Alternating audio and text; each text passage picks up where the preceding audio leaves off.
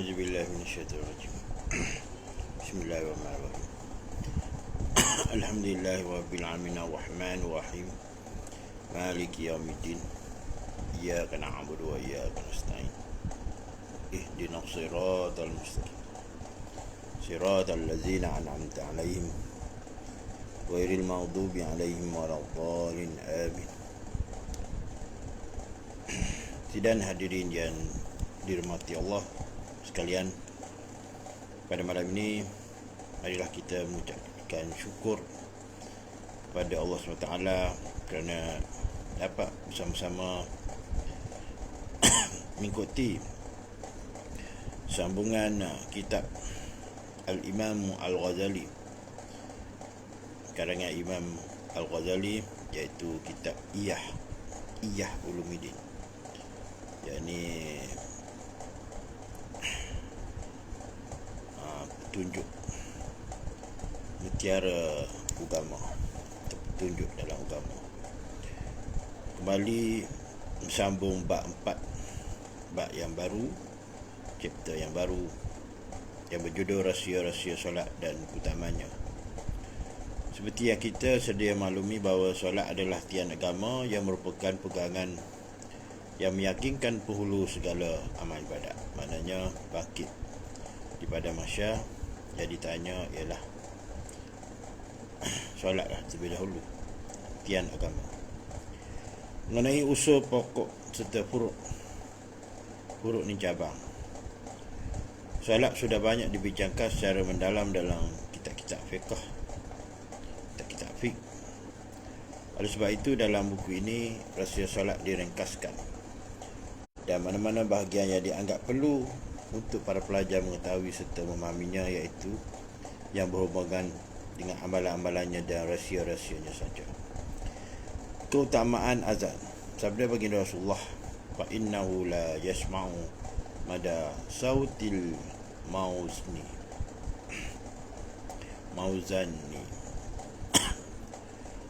jinnun wala insun wala syai'un illa syahidalahu yaumal qiyamah.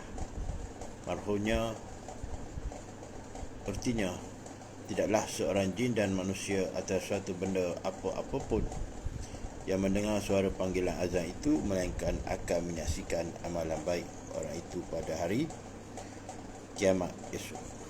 Hadis ini diriwayatkan oleh Al-Imam Al-Bukhari. Baginda Rasulullah SAW bersabda pula, an Abi Sa'idin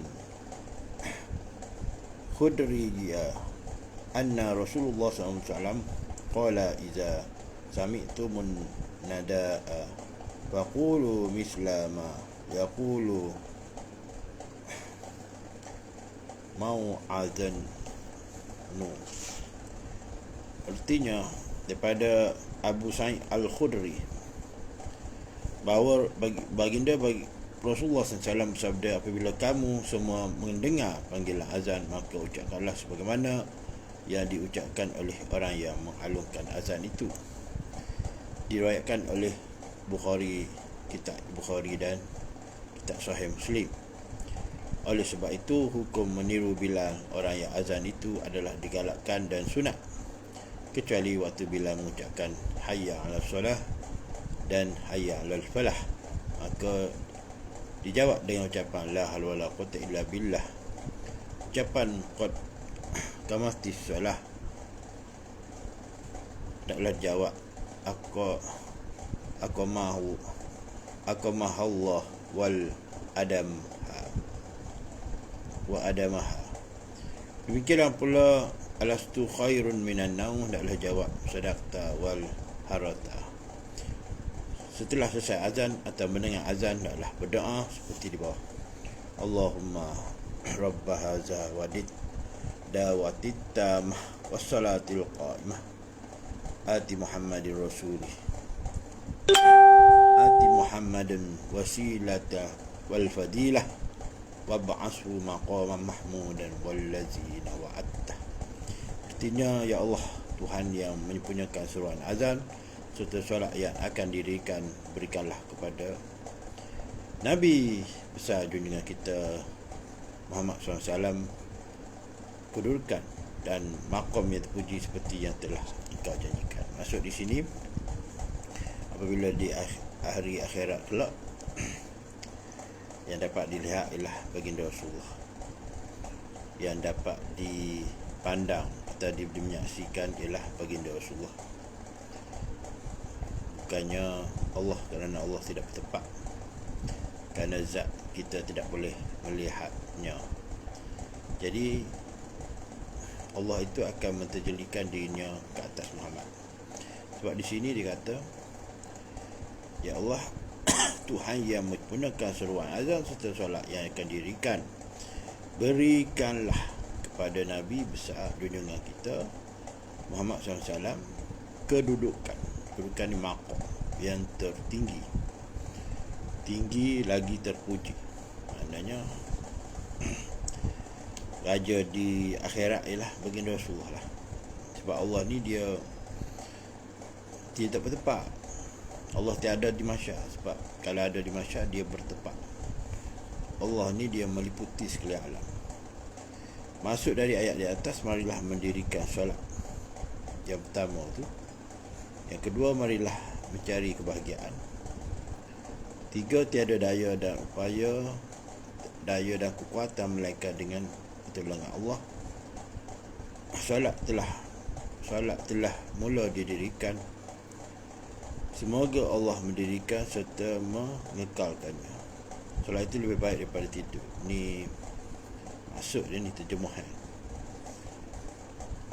solat subuh. Dia apa azan waktu subuh?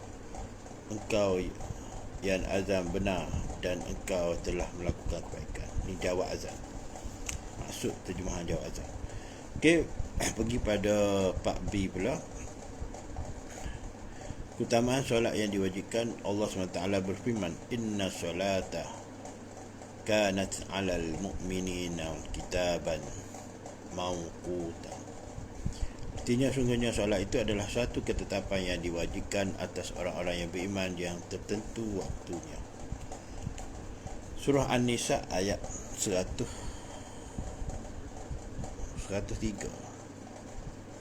Tak pernah sabda baginda Rasulullah bersabda, an Abi Hurairah ta'an nabiyyan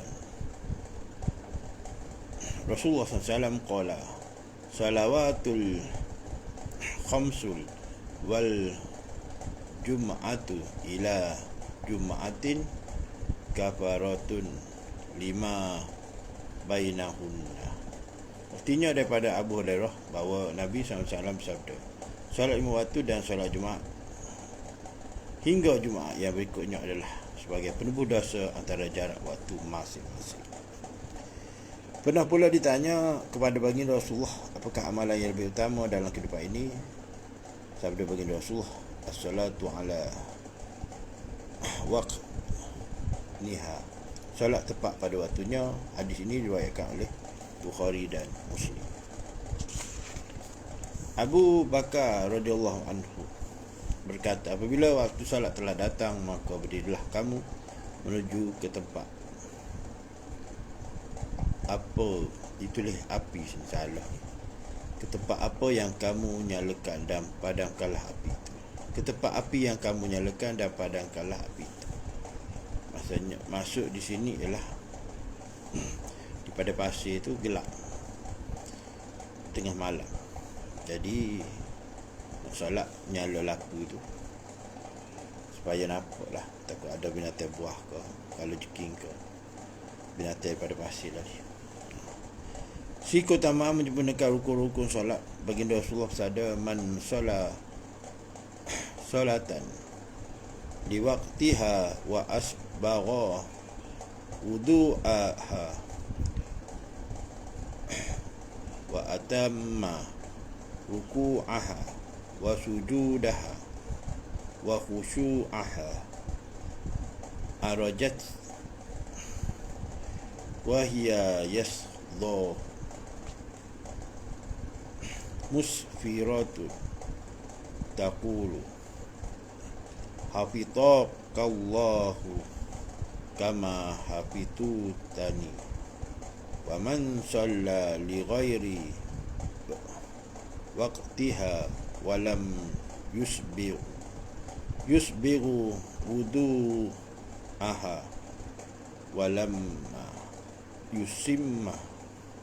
yutimma ruku'aha wala sujudah wala khusyu'aha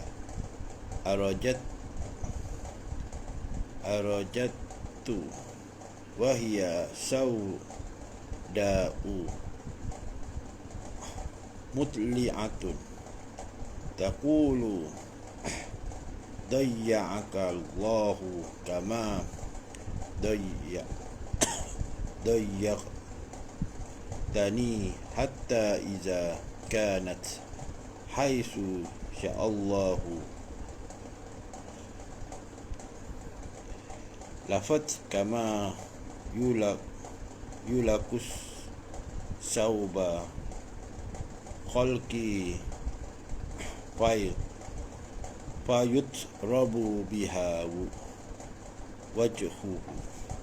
Marhunya barang siapa bersolat tepat pada waktunya dengan meletakkan wuduknya, menyempurnakan rukuk, sujud dan khusyuknya, maka solat itu dinaikkan ke atas di dalam keadaan putih cemerlang. Putih cemerlang ni maksudnya diri itulah. Diri itu yang suci, hening, jernih, bening. Hakikat solat tu diri, atau hakikat tu dirilah, diri yang bersolat. Solat itu berkata, semoga Allah menjaga dirimu sebagaimana engkau menjaga aku. Solat tu berkata, Sallu hubungan. Tetapi barang siapa yang bersolat tidak ada waktu yang ditentukan dan tidak melengkapkan wuduknya serta tidak menyempurnakan rukuk, sujud dan khusyuknya, maka solat itu naik ke atas dalam keadaan hitam legam. Dia macam ni lah Qabil dan Qabil tu, hak letak barang korban tu, hak mana letak barang dia saya, dan barang yang dia dua beradik tu, hak tu letak barang yang dia tak sayang. Maknanya kalau sayur tu sayur yang buruk, kalau buah-buah yang lama. Saya tak ingatlah cerita tu, antara mana Habil dan Qabil tu. Sebab masa tu tidak boleh berkahwin dengan saudara kembar, kena silang. Jadi ringkas cerita, yang ikhlas berkorban kepada ni setelah kalau tak silapnya Habil lah. Setelah Habil ni dia tak nak kahwin dengan adik-beradik Qabil ni, jadi dia mengadu pada Nabi Adam AS. Lalu Nabi Adam bermunajat pada Allah Ta'ala. Jadi Allah Ta'ala buat solution lah. Maknanya kena letak barang yang hendak dikorbankan tu di atas sebuah gunung lah. Lepas tu tengoklah apa yang akan berlaku. Yang ikhlas korban tu cahaya putih yang ambil, yang tak ikhlas korban tu cahaya hitam. Aku menunjukkan situ korban, kalau tak salah saya, si Habil tu lah, Allah Ta'ala maknanya terima, Habil tak. Kalau tukar, tolong perbetulkan lah. Jadi nak cerita bab cahaya ni, dia ada simbolik dia lah. Maka solat itu naik ke atas dalam keadaan hitam lega sambil berkata, semoga Allah mensia-siakan dirimu sebagaimana engkau mensia-siakan aku. Maknanya buat cincai lah, buat tak ikut SOP, tak ikut titik training yang sebagaimana bagi Rasulullah ajar. Selanjutnya setelah itu, solat itu berada tepat sebagaimana yang dikehendaki oleh Allah. Ia dilipatkan sebagaimana dilepak baju yang koyak, kemudian dipukul pada muka pelakunya. Maknanya siapa di langit ke berapa, ada siapa ke langit 7 lah, mungkin ke langit kedua, malaikat ambil solat kita tu. Alhamdulillah min zalik lah. dilepar balik atas muka kita lah. Maknanya mempersembahkan solat yang kita kata buruk lah, seolah-olah pergi mempersembahkan makanan ikan kepada raja tu, ikan yang buruk. Jadi raja ambil balik lepar atas muka kita tu. Hadis ni diriwayatkan oleh Tabrani dan Bahaki. Keutamaan berjemaah. Sabda baginda Rasulullah, An Abi Sa'idin Khudri an ahu sami'an nabiyya Rasulullah SAW wa yaqulu salatul jama'ati tafdulu salatal wazul bihamsi wal ishri darajat. Artinya daripada Abu Sa'id Al-Khudri bahawa baginda Rasulullah SAW bersabda, solat berjemaah itu lebih utama daripada solat sendirian sebanyak 25 kali ganda. Ni hadis diriwayatkan oleh Bukhari dan Muslim. Tapi yang masyhurnya 27 kali ganda lah. Banyaknya 27 kali ganda. Tapi yang ni Bukhari Muslim ni dikata 25 kali ganda. Abu Hurairah radhiyallahu anhu meriwayatkan bahawa baginda Rasulullah SAW telah mengetahui bahawa ada beberapa orang yang tidak mengikuti jemaah dalam sebahagian solat wajib. Lalu sabda baginda Rasulullah, laqad hamamtu an amura rajulan yusalli bin nasi summa ukhaliqa ila rijalin yatakhallaquna anha famura bihim fayuharriku alaihim. Artinya, saya bersungguh-sungguh menyuruh kamu semua bersolat secara berjemaah, dan saya tidak bersetuju dengan mereka yang menyalahinya, dan saya ingin membakar rumah mereka kerana itu. Hadis diriwayatkan oleh Bukhari dan Muslim. Dan satu hadis marfu'. Hadis marfu' ni hadis yang putus-putus sanadnya lah, kata salah saya lah. Usman meriwayatkan daripada baginda Rasulullah SAW, an Usman ni afana qala Rasulullah SAW, man syahidal isya'a fil jama'atin kana laha qiyamu nisfi lailatin wa man sallal isya'a wal fajr fi jama'atin kana lahu kafiyami lailah. Artinya, daripada Utsman ibni Affan berkata bahawa baginda Rasulullah SAW bersabda, barang siapa yang menghadiri solat isyak secara berjemaah, maka seolah-olah ia telah mendirikan solat sunat pada separuh malam. Dan barang siapa yang menghadiri solat isyak dan subuh secara berjemaah, maka seolah-olah ia mendirikan solat sunat, seolah-olah ia telah mendirikan solat sunat sepanjang malam ataupun semalaman. Hadis diriwayatkan oleh Muslim. Muhammad bin Wasi berkata, saya tidak menginginkan dari dunia ini melainkan 3 perkara. Pertama, seorang saudara yang apabila saya melakukan kesalahan, dia akan membetulkan kesalahan saya. Itu. Kedua, makanan daripada rezeki yang baik tanpa persoalan, sebab rezeki yang akan dipersoalkan Allah SWT tentulah daripada rezeki yang haram.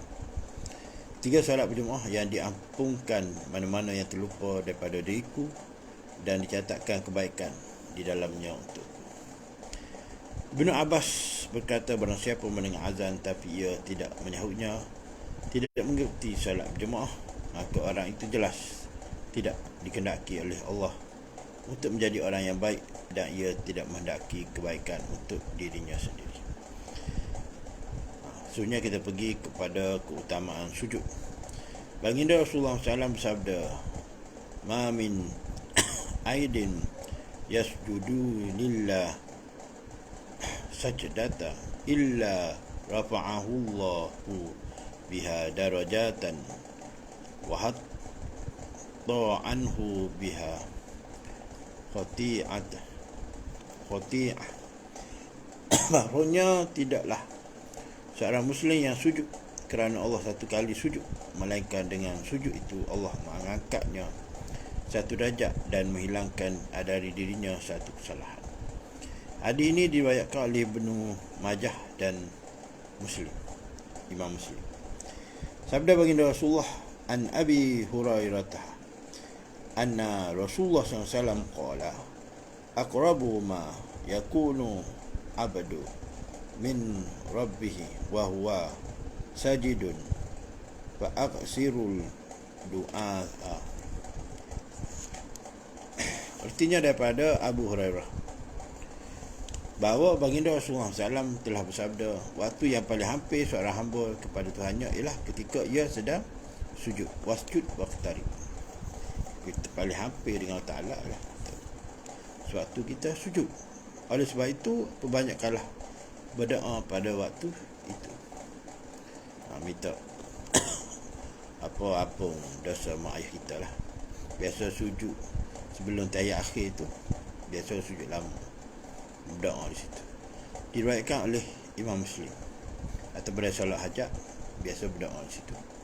Dalam Al-Quran, Allah SWT berfirman, simahum fi wujuhihim man asaris sajudah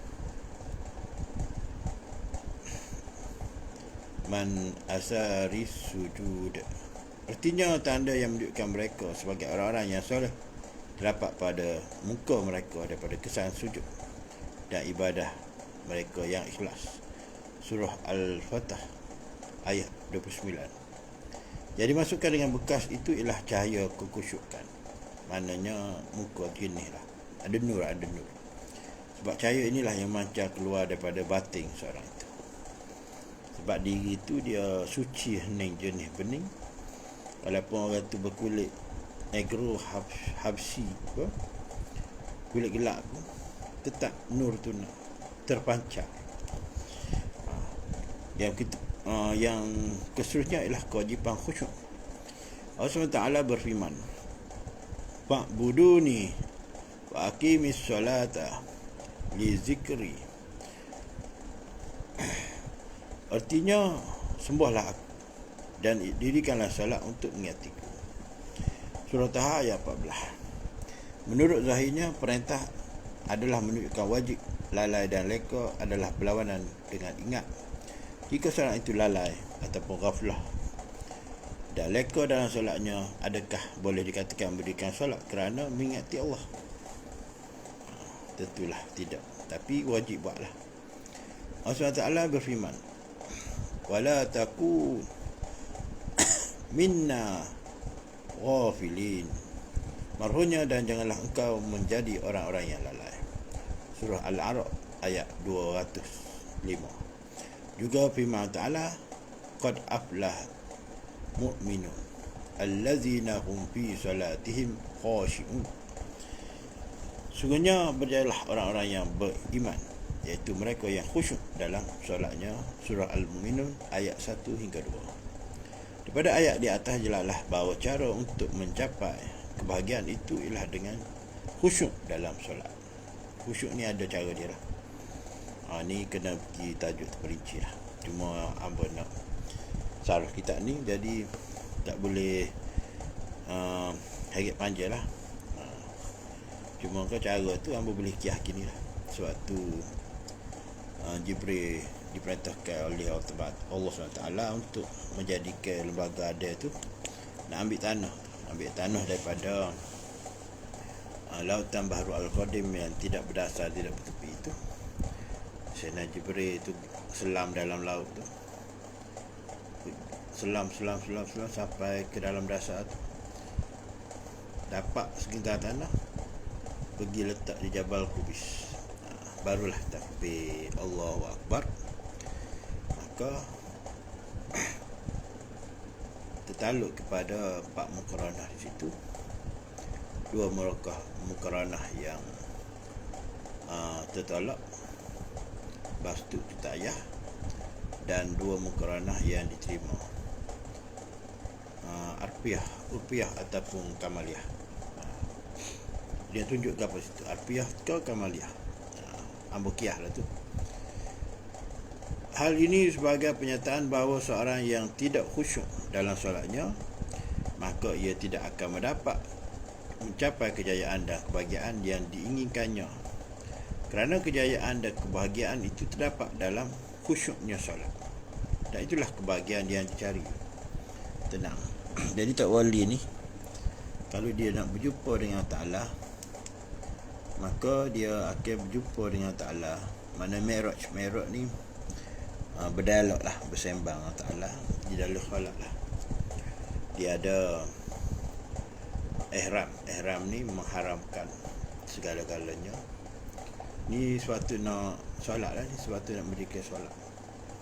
Lepas tu tabda ni menyerah diri, kemudian menajak Nabi Allah Musa di bukit Sinai tu.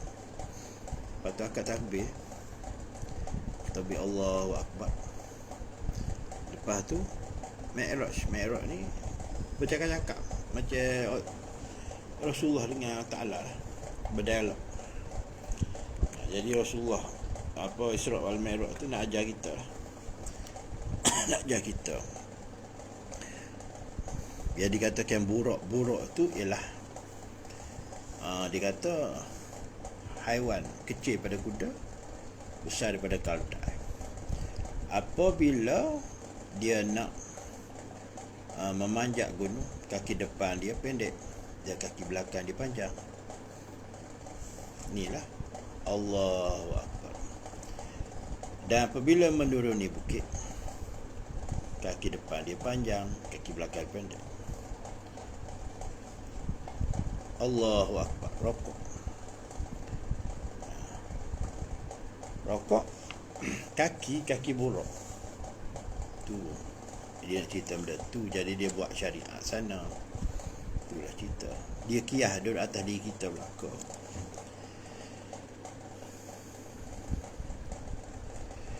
Sabda baginda Rasulullah, innama salatul taskun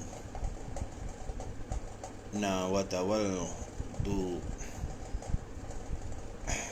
wataqarru'un watada'un yadaika taqula Allahumma faman lam yaf'al fahiyal khada'u. Maksudnya, sungguhnya solat itu adalah penetapan hati, merendahkan diri. Tak rendahkan dah sebab kita rokok sujud tu.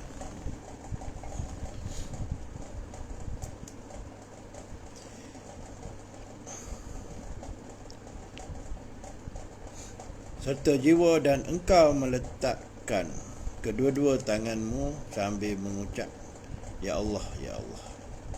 Allahu Akbar. Allah Maha Besar. Jadi kebesaran Ta'ala itu letaknya pada kita lah. Sebab kita Allahu Akbar, kita peluk sini. Ini kebesaran dia lah ni. Maka barang siapa yang tidak melakukan yang sedemikian itu, ia adalah penipu. Bila kita rokok, kita sujud tu dengan hati. Hati ni bukan macam hati lembu, hati kubah. Hati ni diri batin kita tu. Tu rokok, sujud. Tidak melakukan sebenarnya itu, dia adalah penipu. Hadis ini diriwayatkan Imam Tirmizi dan Imam Nasai. Diriwayatkan pula sabda baginda Rasulullah, malam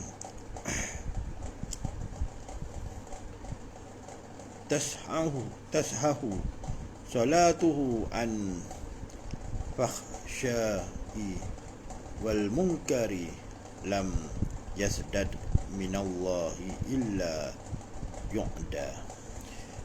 Artinya, barang siapa yang solatnya tidak dapat mencegah dirinya daripada perbuatan buruk dan mungkar dan kemungkaran, maka orang itu tidaklah ditambah oleh Allah Ta'ala, melainkan jauh daripada kebenaran. Hadis ni diriwayatkan oleh Imam Tabrani.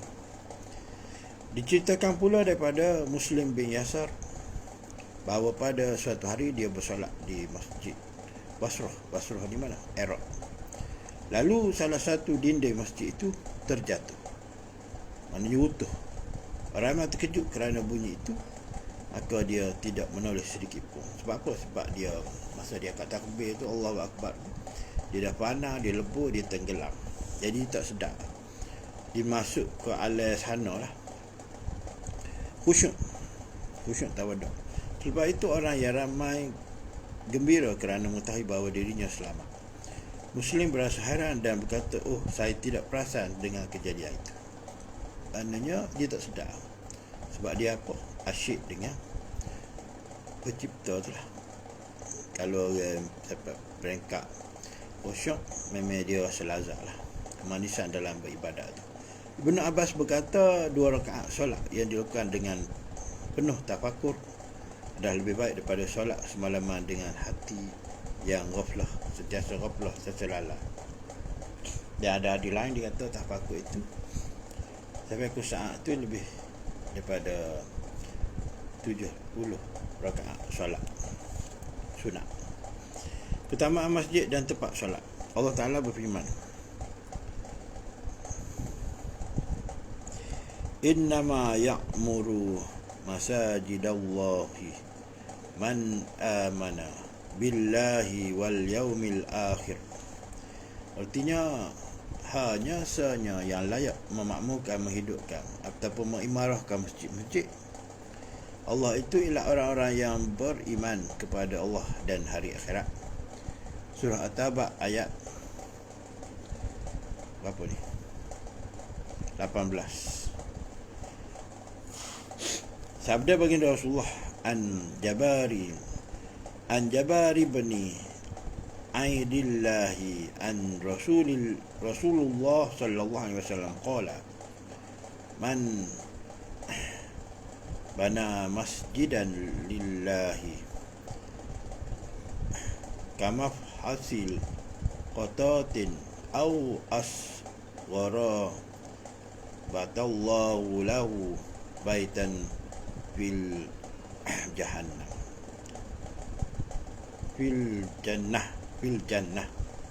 syurga. Artinya daripada Jabir bin Abdullah bahawa baginda Rasulullah SAW bersabda, barang siapa yang mendirikan masjid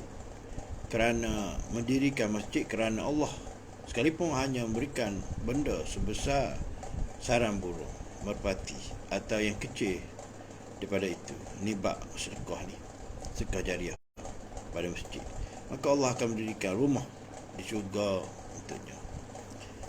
Sedekah kepada masjid maknanya dah ada rumah mahligai di syurga. Hadis ini diriwayatkan oleh Ibn Majah dan Ibn Hibban. Juga sabda baginda Rasulullah an Abi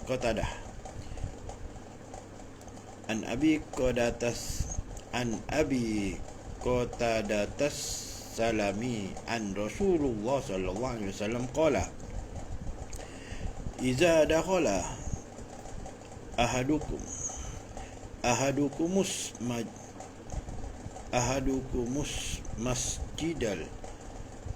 masjida falyarka raka'ataini qabla an yajlisa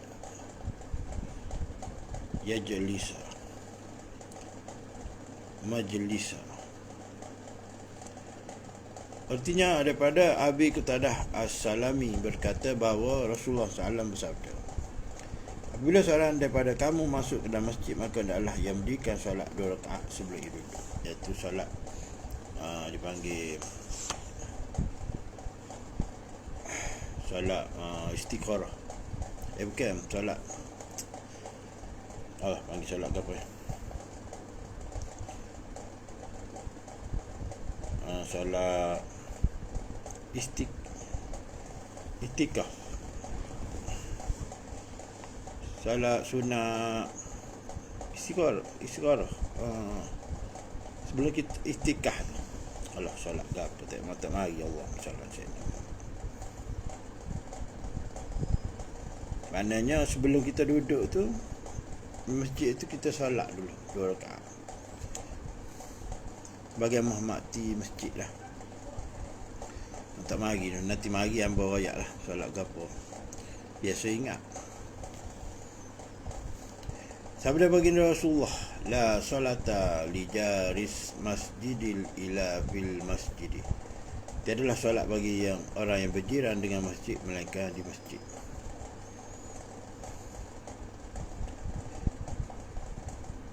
Diriwayatkan oleh Daru Qutni dan Muslim. Muslim ke siapa ni? Hakim. Sabda baginda Rasulullah, ya'ti 'alan nasi zamatu yatahallaquna fi masjidihim wa laysal hamuhum illa dunya wa laysal lillahi fihim hajatun fala tujalisuhu. Artinya akan datang kepada manusia suatu zaman di mana mereka berkumpul dalam masjid dan tiadalah yang mereka ambil berat melainkan perkara-perkara dunia saja. Maknanya nak bercakap dunia keluar masjid, jangan bersembang dunia dalam masjid. Itu tidak menghormati masjid. Allah sama sekali tidak memerlukan mereka. Maknanya Ta'ala marah lah masuk dari rumah dia. Patutnya hati tu fokus ke dia, tapi fokus ke hal dunia. Sedangkan dunia ni dunia hati urus, dunia tipu daya. Dunia ni Ta'ala tak pandai pun. Kalau dunia ni ada ke ibarat 10 sayap jamuk lah. Maka oleh itu janganlah kamu duduk bersama-sama mereka. Maknanya berlepas diri. Lok ke dia lah nak buah. Kita jangan buah bab dunia yang dia. Diriwayatkan oleh Ibnu Hibban. Betul Ibnu Hibban. Betul lah. Jadi kita akan bersambung kembali episod kedua.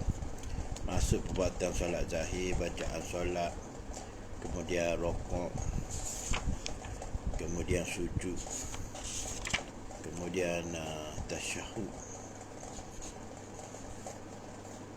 Tasyahud ni apa? Syahadah dalam solat tu lah.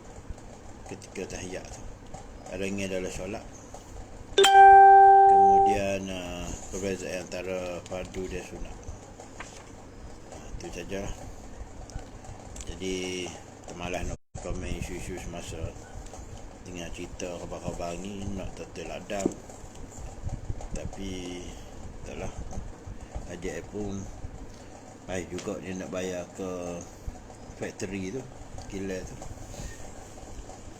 Dan kes paling banyak lah hari ni, lebih dah dengan varian baru daripada India, lebih berbahaya. Jadi minta jaga diri masing-masing lah, di samping mengamalkan habatus sauda, makanan-makanan sunnah, herba, air kelapa, campur garam, daun semambu, lepas tu jatuh baru bunga cekih. Itulah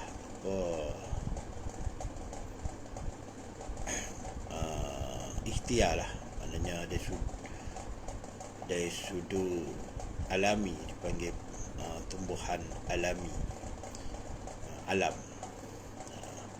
Jadi Allah Ta'ala ni dah sediakan ubat, cuma kita tak tahu. Tapi kalau ada hadis Nabi tu, Habatus Sauda tu memang raja sekali ubat lah, Jintang hitam Black tu. Dan telah keluar 2 video bahawasanya kajian daripada orang putih ataupun Europe, medik, ahli saintis, ahli farmasi, bahawasanya betul apa yang disabdakan oleh baginda Rasulullah tu, bahawa hanya maut dan tua saja yang batu sauda tu khosiat dia. Semuanya yang menyebut itu Zat Ta'ala, tapi yalah, jadi Allah Ta'ala letak